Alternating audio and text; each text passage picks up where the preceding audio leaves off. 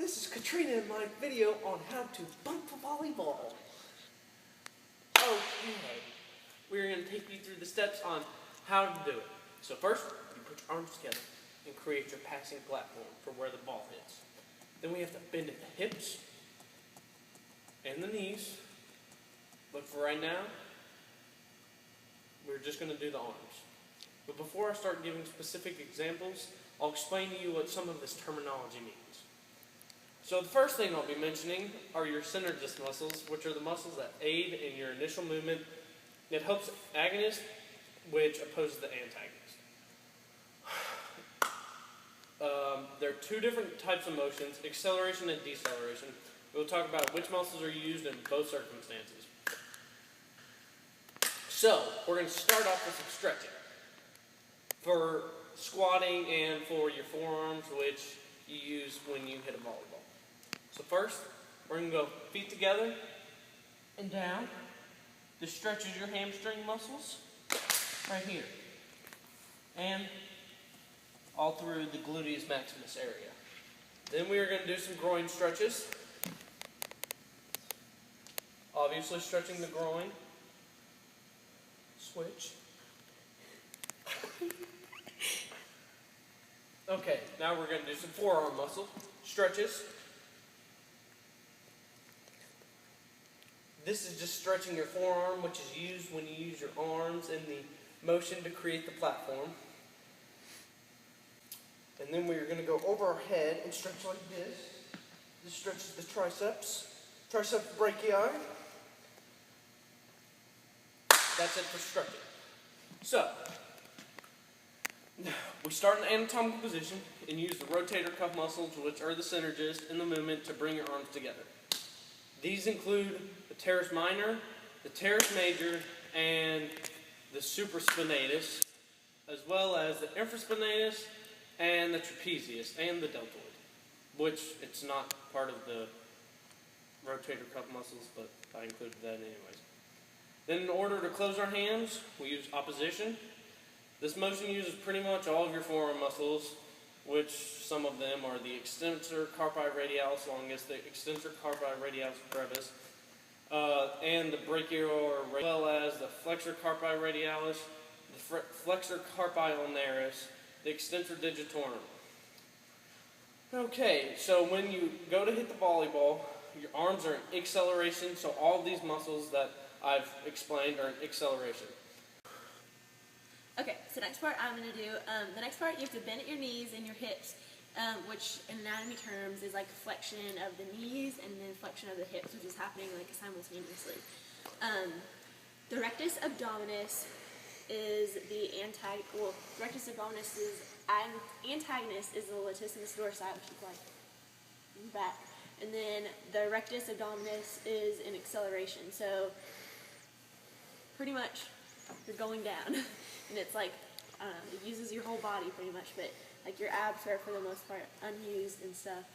Okay, so for the flexion of the knees, it involves your hamstring muscles a lot because you're on your way down, and that's what like this is a squatting motion, so on your way down, it kind of like prevents you from going down too quickly because you're like decelerating instead of like accelerating or something like that. So, movements are what gets you into the squatting position and low to actually pass the ball. So the rectus femoris and the tensor fasciae latae, which is like up here, and then your adductor magnus, which is kind of like in the back right here. The semitendinosus, your biceps femoris are also used, and then the semimembranosus, the gracilis. Okay, there's a lot of muscles involved. The muscles are used in squatting, and the muscles are used in deceleration, which is what I already said. So, like on your way down, you're slowing down kind of as you're getting into a squatting position. And then your vastus lateralis is used. These are the ones that are in deceleration. Your rectus femoris, vastus lateralis, vastus medialis, sartorius, adductor longus, iliopsis, pectineus, gracilis. And then once you're down and like in the position, you kind of get up on your toes, which helps you with like not only balance, like to get a better pass, so you're not just, like, I don't know, it just helps you. And so we also get on your toes, which is plantar flexion. And so pretty much just like up on your toes for balance. And then that uses your gastrocnemius and your soleus and the plantaris, which is up at the top. The antagonists are the tibialis anterior and the extensor digitorum longus. In other words, this is you simply getting on your toes, so, and like flexing your calf muscles. So the purpose of getting on your toes for like a better pass, which is the same thing as like getting low, it just helps you make a better pass, because if you're standing up, it wouldn't be as good. And then this motion are the gastrocnemius and the soleus, which are all in the back, and your plantaris. Okay, so right now we're from here to here. This is what Chandler went over. So you're kind of like putting your hands together in opposition, and then you're going down into the squatting position, and then you're up on your toes. And this is like how you're ready to pass the ball. So as the ball's coming to you, you just go like this. Okay. The most common injuries to squatting are tendonitis of the knee, a meniscus tear, and an ACL tear.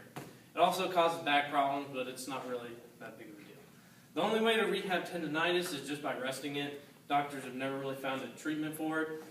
A meniscus tear requires surgery and then rehab. The rehab consists of quadricep contraction, which is where you just lay on your back and you just flex your quad. That's all you do. And then the next stage is heel raises, just like this, just stepping up onto your toes or doing plantar flexion basically. And then a knee bend, which all you do is bend your knees. That's all you do. Okay. Rehabbing for an ACL tear takes a long time.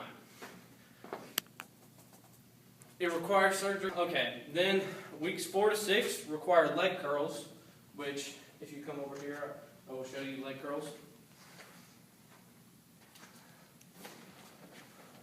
These are all, this is all you do.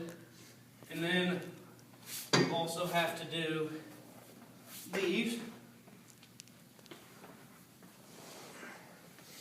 with lightweight. You have to have very lightweight just because you just had surgery, obviously.